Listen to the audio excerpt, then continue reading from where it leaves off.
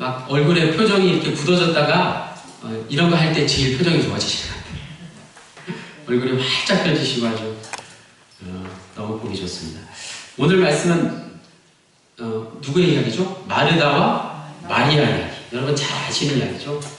근데 오늘 말씀을 한번 들어보시면 어떤 이야기인지 한번 정확하게 또 아주 자세하게 한번 이야기를 나눠보기로 하겠습니다. 마르다와 마리아, 마르다, 마리아 이름도 비슷하죠? 자매지간이에요. 성이 맞은지는 모르겠는데 마르다와 마리아는 둘 다 예수님을 너무나 사랑한 여인이었어요. 마리아가 더 사랑한 것도 아니고 마르다가 더 예수님을 사랑한 그런 거 아니에요. 둘 다 예수님을 너무나 사랑했고 둘 다 개심하였어요. 둘 다 예수님을 믿기로 그렇게 헌신한 그런 여인들이었습니다. 그리고 또 둘 다 가장 중요한 거 예수님의 사랑을 받는 그런 여인들이었습니다. 이 이야기는 요한복음 11장 1절로 12장 2절까지도 같은 이야기가 반복이 되나 그 상황이 약간 틀린 이야기가 요한복음 말씀에 나와요. 요한복음에는 죽은 나사로 아시죠? 죽은 나사로를 살리시는 예수님의 그 사역 이야기가 나오는데 그 이야기 마지막에 이 마르다와 마리아가 등장하고 있습니다. 마르다와 마리아와 나사로가 한 형제자매였어요. 그 중에서 요한복음 11장 5절 말씀에 보면 주님께서 마르다와 마리아 그리고 나사라를 얼마나 사랑하셨다는 것을 그 말씀을 통해서 명백하게 알 수 있습니다. 예수님께서는 이들의 집을 자주 지나셨기 때문에 그들을 한 가족같이 그렇게 생각하셨던 것입니다. 이렇게 자주 들릴 때마다 어떻게 있겠습니까? 이 자매들이 예수님을 편하게 쉬게도 해주시고 또 음식도 대접해 주시고 대접하고 그렇게 했던 거죠. 이렇게 자주 들릴 때 이 자매들이 예수님을 어떻게 대하였는가 그것에 대해서 오늘 말씀이 시작되었습니다. 어떤 사람들은 마치 마르다는 선한 일을 하지 못한 것처럼 그녀에게는 열망도 없고 그저 일만 묵묵히 열심히 하는 그런 믿음이 좀 적은 자로 평가절하하는 그런 사실이 있는데 그렇지 않았습니다.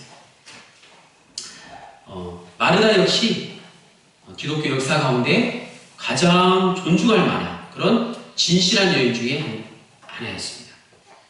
마르다는 예수님이 오시자 그를 극진히 대접하고자 했습니다. 마르다라는 그 이름의 의미가 여인을 가리켜요. 한 여인, 숙녀, 여주인, 아주 여인의 그런 본이 되는 그런 의미가 담겨져 있습니다.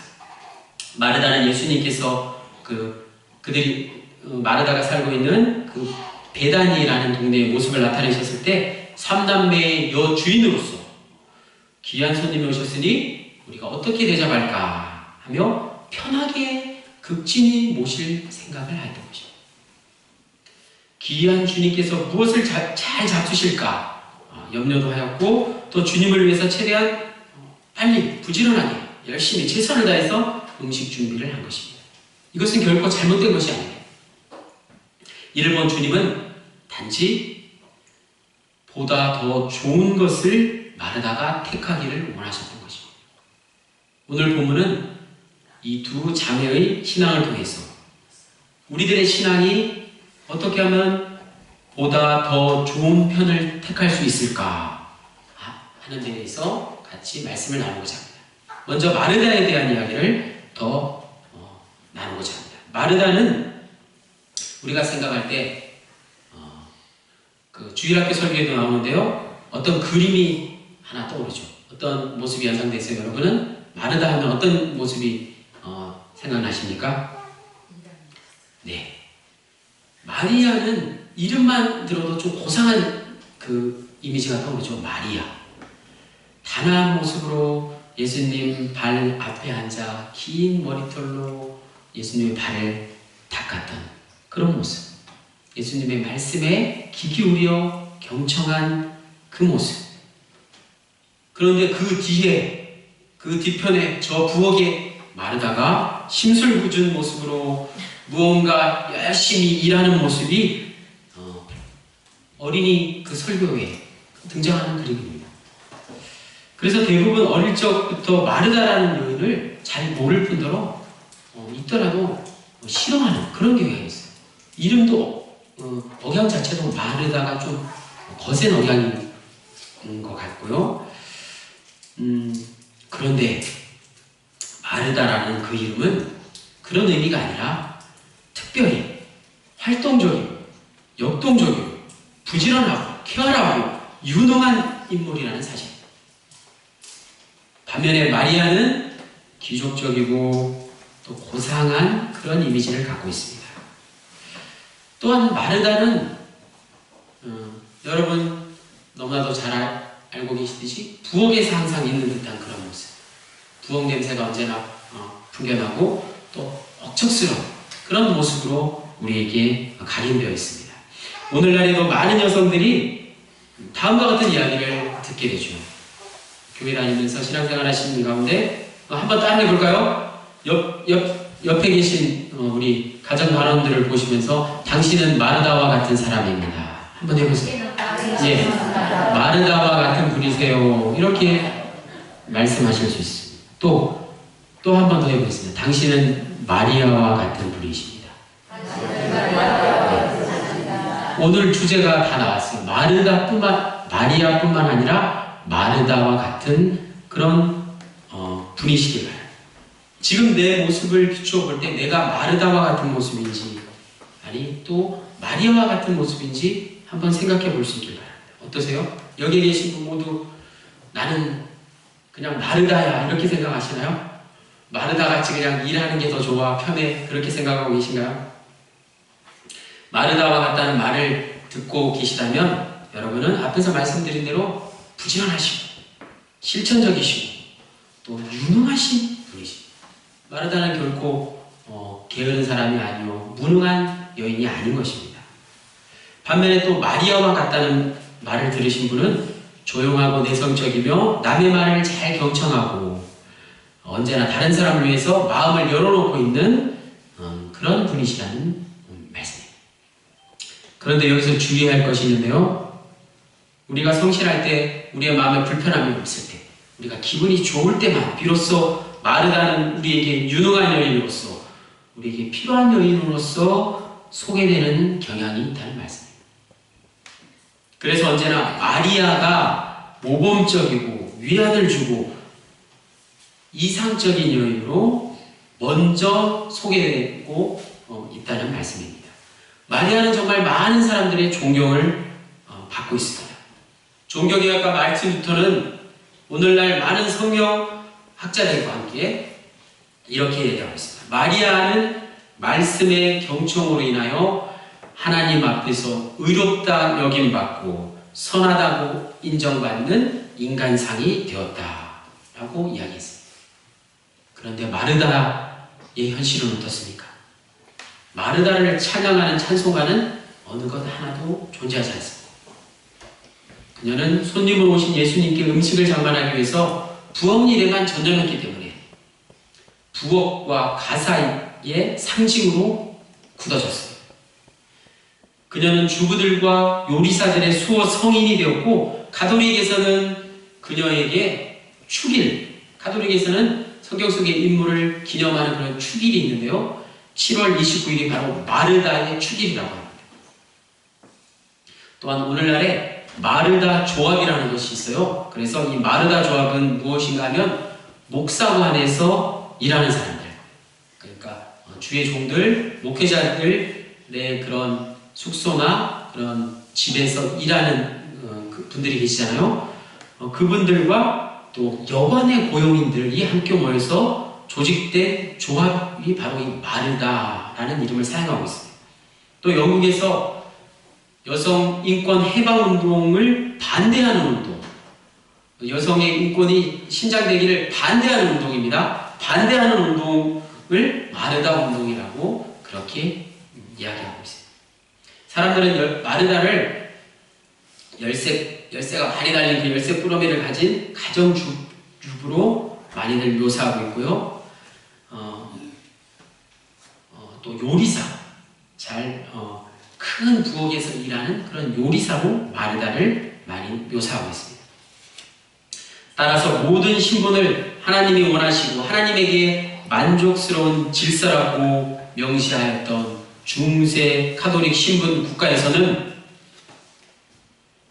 마르다는 여전히 하나의 유용한 그런 기능과 역할을 감당했던 것입니다. 우리는 이것을 지금 많이들 잊고 산다는 그런 말씀입니다. 그녀는 실천적인 인물이었기 때문에 그녀에게 또한 주어진 임무가 있었는데 간호의 임무가 주어졌고, 그런 이유로 간호사들을 위한 수도원의 성인으로 지금까지 그렇게 존경받고 있습니다. 마리아가 사색적이고 명상적인 기독교의 전형이라면 마르다는 활동적이고 근면한 기독교의 전형일 수 있습니다. 마르다는 많은 현대 기독교 신학자들에게 있어서 그녀의 행위로 말미암은 의인의 상징이 되었습니다.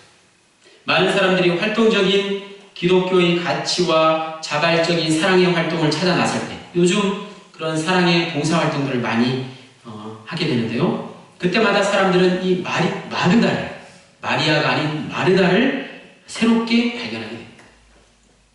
활동적으로 일하는 사회운동가들과 여성운동가들, 그들은 능동적인 여성상을 필요로 했기 때문입니다. 그러자 더 이상 경청하는 마리아만으로는 충분하지 않게 되었습니다. 이와 같은 사람들은 마르다와 마리아의 일을 다 감당해내는 그런 이중 역할을 발견하게 된 것입니다. 그래서 아까 말씀드린 대로 기독교의 그런 여성해방운동 옹호자들은 마르다와 마리아의 역할을 둘 다 감당할 수 있는 여제자가 되고자 했습니다. 마르다는 마리아가 되어야 하며 진실한 마리아는 또한 마르다가 되어야 한다고 말씀드릴 수 있습니다. 항상 평범한 모습의 마르다는 평소에는 하는 일 없이 지내면서 생각하고 명상하는 우리들 기독교 주변에 늘 교회 주변에 맴돌며 그렇게 서 있습니다. 마치 커다란 그 중세교회의 주변에 있는 수많은 그 교회에서 일하는 일꾼들의 집들처럼 말입니다. 교회가 덩그러니 크게 하나 있고 그 주위에 그 교회에서 일하는 많은 사람들의 일꾼들의 집이 있었던 것처럼 말입니다. 오늘 말씀으로 돌아가서 40절 말씀에 마르다는 준비하는 일이 너무 많아서 마음이 분주했습니다. 마음에 조바심이 났습니다. 이 같은 마르다의 마음은 39절에서 마리아가 주님의 말씀을 듣는 한 가지 일에 전념하는 것과 대조를 이루고 있습니다. 그런데 마르다는 누가복음 18장 9절에서 14절에 언급된 것처럼 바리새인이 세리에게 견주어 자신을 정당화했듯이 자기를 돕지 않는다고 해서 마리아의 태도를 그만 비난함으로써 자신의 그런 우를 범하는 그런 자신을 정당화하려는 그런 마음을 비추고야 말았습니다. 예수님께서 자기를 의롭다고 믿고 다른 사람을 멸시하는 자들에게 비유로 하신 말씀, 그 말씀이 누가복음 18장 9절에서 14절에 나오는데요. 두 사람이 기도하러 올라갔습니다. 하나는 바리새인이고 하나는 세리였습니다. 바리새인은 서서 따로 세리와 따로 기도하기를 원했습니다. 여러분 잘 알고 계시듯이 세리는 죄인 중에 죄인으로 그렇게 여겨지는 사람이었기 때문이죠. 바리새인은 이렇게 기도했습니다. 하나님이여, 나는 다른 사람들 곧 토색, 불의, 간음하는 자들과 같지 않고 이 세리와도 같지 아니함을 감사드립니다. 나는 일회에 2번씩 금식하고 일주일에 2번 금식하고 또 소득의 11조를 하나님께 바치는 사람입니다. 이런 기도를 했단 말이에요. 그때 세리는 어떻게 기도하고 있었을까요? 세리는 멀리 서서 눈을 감고 눈을 들어 하늘을 바라보며 울면서 가슴을 치며 이렇게 기도했습니다. 하나님이여, 이 죄인을 불쌍히 여기소서. 이 죄인을 용서하여 주옵소서. 이런 기도를 올리는 거예요. 바리새인의 기도와 세리의 기도가 너무나 엄청나게 차이가 나지 않습니까? 이때 예수님께서 하신 말씀이 무엇입니까?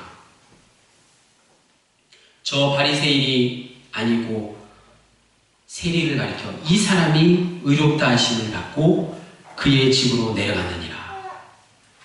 우리가 잘 아는 말씀, 무릇 자기를 높이는 자는 낮아지고 자기를 낮추는 자는 높아지니라. 여러분 잘 아시는 이 성경 말씀 앞에 소개된 이야기가 바로 바리새인과 세리의 기도하는 이야기입니다. 다시 오늘 본문 41절, 42절로 돌아와서 그런 마르다에게 마리아의 그런 모습을 보고 정죄한 마르다에게 예수님께서 말씀하시기를 마르다야 마르다야 내가 많은 일로 염려하고 근심하나 몇 가지만 하든지 혹은 한 가지만이라도 족하니라. 마리아는 이 중에 좋은 편을 택하였으니 빼앗기지 아니하리라 라고 마르다에게 말씀해 주셨습니다. 예수님께서 마르다에게 주신 그 말씀의 의미는 공동번역 성경을 통해서 보면 이렇게 말씀해 주셨습니다. 마르다야 내가 많은 일로 염려하고 근심하나 실상 필요한 것은 한 가지뿐이다.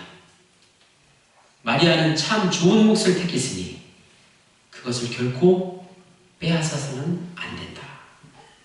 또한 마르다는 예수님의 다음 말씀을 기억하지 못했습니다.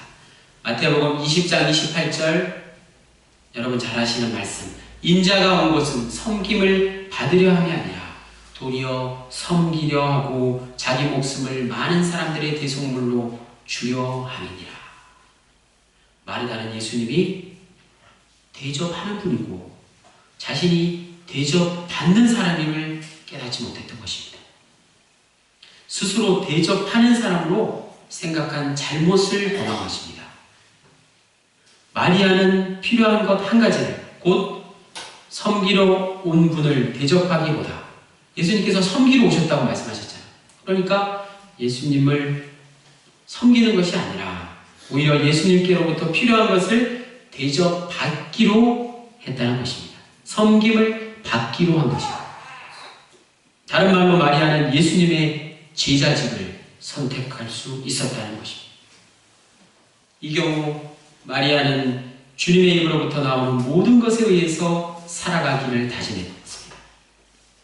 마르다가 그토록 신경 썼던 본문에 나오는 많은 일이 마리아의 한 가지와 대조를 이루는데 그 한 가지가 바로 예수님의 말씀을 듣는 일입니다. 그것은 마르다가 제공하려는 육적인 영양 공급, 그 어떤 일과는 비교가 되지 않는 다른 종류의 영양 공급이었던 것입니다. 이것이 바로 42절 마지막에 나오는 좋은 편에 해당하는 것입니다. 오늘 본문 앞에 앞단락을 보시면 여러분들 너무 잘 아시는 말씀이 나와요. 누가복음 10장에 주를 이루는 말씀은 바로 여러분 잘 아시는 선한 사마리아인의 비유의 말씀입니다. 강도 만난 사람을 아무도 도와주지 않죠. 제사장도 레위인도 다 피해가는데 누가 도와줬죠? 선한 사마리아인이 그 강도 만난 사람을 영안에 데려다주고 치유해주고 돈을 건네준 그런 이야기. 바로 하나님의 사랑과 이웃사랑을 본보기로 그렇게 우리에게 말씀해주고 있는 것입니다. 그런데 순서가 바뀌어서 이웃사랑의 모델인 선한 사마리아인의 이야기와 하나님의 사랑의 모델인 마리아의 이야기를 반대로 그렇게 소개하고 있습니다. 누가복음의 저자 누가가 앞에 선한 사마리아인의 비유에서 한편으로 제사장과 레위인 그리고 다른 한편으로 사마리아인을 대조시켰다면 오늘 본문에서는 바로 마르다와 마리아 이 두 여인을 대조시키고 있는 것입니다. 마리아는 자기 집을 방문한 예수님을 대접하기 위해서 부엌에서 아주 분주하게 일했고 반면에 마리아는 예수님의 발 앞에 앉아 오직 한 가지 예수님의 발 앞에서 예수님의 말씀만을 들었습니다. 마르다는 훌륭한 접대자가 되기를 원했던 반면에 마리아는 훌륭한 예수님의 제자가 되기를 원했던 것입니다. 비교적 최근에 와서 교회의 봉사적 그런 활동보다, 어려운 말로 예전이라고 하는데요, 하나님의 은혜를 신자들에게 베푸는 것이 예전이라고 하는데, 그러한 활동이 더 중요하다고 가르치는 본문이었습니다. 그렇게 많은 설교가 이루어졌습니다. 교회의 봉사적인 활동보다 하나님의 은혜를 더 중요시하는 그런 설교로 많은 강단에서 그렇게 선포되었던 말씀입니다. 그런데 오늘 우리는 이 본문에 나오는 말씀을 가지고 그 문제의 핵심을 두 가지 종류의 그런 기독교적 활동에 있는 것이 아니라, 오히려 다른 종교적 활동들 때문에 모든 기독교적 활동의 기초가 되는 그리스도인의 말씀으로부터 1차적 관심을 빼앗기는데 초점을 맞춰야 할 것입니다.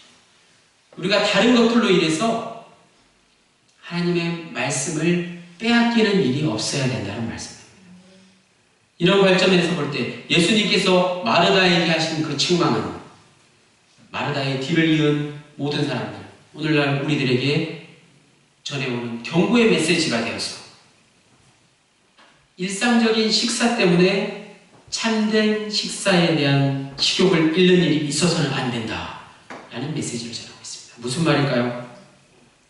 그것은 매일같이 먹고 마시는 일로 인해서 매일같이 하나님의 말씀을 듣고 싶은 마음이 없어져서는 안 된다라는 그런 말씀입니다.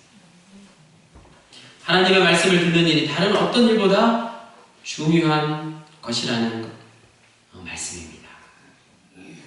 끝으로 다른 한편으로 오늘 마르다와 마리아의 이야기를 통해서 여성 해방을 위한 그런 여성 문제에 관한 이야기로 볼 수 있습니다. 예수님께서는 많은 여인들과 어울려 생활하시는, 여인들에게 복음을 전하실 때에 여인들에게 그 당시 허락되지 않았던 여인의 역할을 마리아의 권위를 세워줌으로써 여성 해방의 원리를 몸소 행동으로 보여주셨습니다. 본문에서 예수님은 말씀을 듣는 여인을 칭찬하고 있습니다.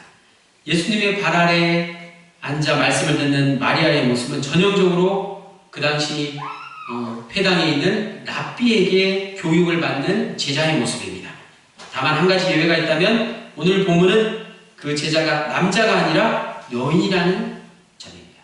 예수님께서 랍비들이 여인들에게 허락하지 않는 것을 허락해 주신 것입니다. 즉 이스라엘에서는 말씀을 배우는 일이 여인에게는 그 당시 허용되지 않았습니다. 따라서 여인은 당연히 랍비가 될 수도 없었습니다. 그런데 오늘 본문에서는 예수님께서 여인이 말씀 배우는 일을 적극 추천하실 뿐만 아니라 마리아에게 칭찬을 해주셨습니다. 보통 여인처럼 부엌 일에 바쁜 마르다를 칭찬하지 아니하시고, 예외적이긴 하지만 다른 남자들과 동일하게 말씀 배우는 일에 전념하는 마리아를 칭찬해주고 계시는 것입니다. 이 본문을 통해서 오늘 본문에 나오는 마리아를 시작으로 모든 여인들이 마리아처럼 부엌에 못지않게 남자와 똑같이 서재와 강의실을 택할 수 있는 권리를 갖게 된 것입니다. 말씀을 듣는 일도 중요하지만 말씀을 듣는 일이 여인에게도 아이들에게도 모든 이들에게 공평하게 전해져야 한다는 것이 더 중요하다는 사실을 우리에게 증거하고 있는 말씀입니다. 오늘 말씀의 결론을 맺겠습니다. 제도화되고 획일화된 사회에서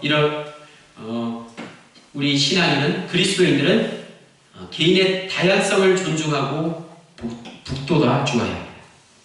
그리스도인은 모두 예수 안에서 한 몸인 것입니다. 이 한 몸이라는 말은 각 개인이, 개성이 모두 똑같아져야 한다는 그런 개인 해결안을 말하고 있는 것이 아니라 각기 다른 각 개인의 개성이 전체적인 조화를 이루어야 한다는 말씀입니다.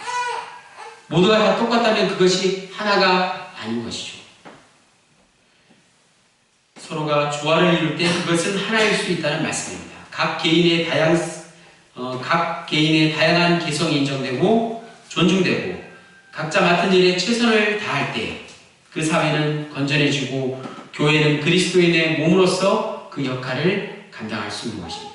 마르다와 마리아 이야기를 통해서 우리는 모든 다양한 삶을 인정하고 한쪽으로만 치우쳐가는 사고를 경계하고 어느 누구에게나 상대방을 있는 그대로 받아들이는 예수님의 깊은 사랑과 그 사랑의 아름다움을 전하시는 여러분 모두가 되시기를 간절히 축원합니다. 사랑의 하나님 감사합니다. 구세원 낙평연분이라는 사랑의 공동체를 이루게 하심을 주님 감사드립니다. 이 공동체 안에서 마르다와 마리아 같은 저희가 가장 먼저 예수님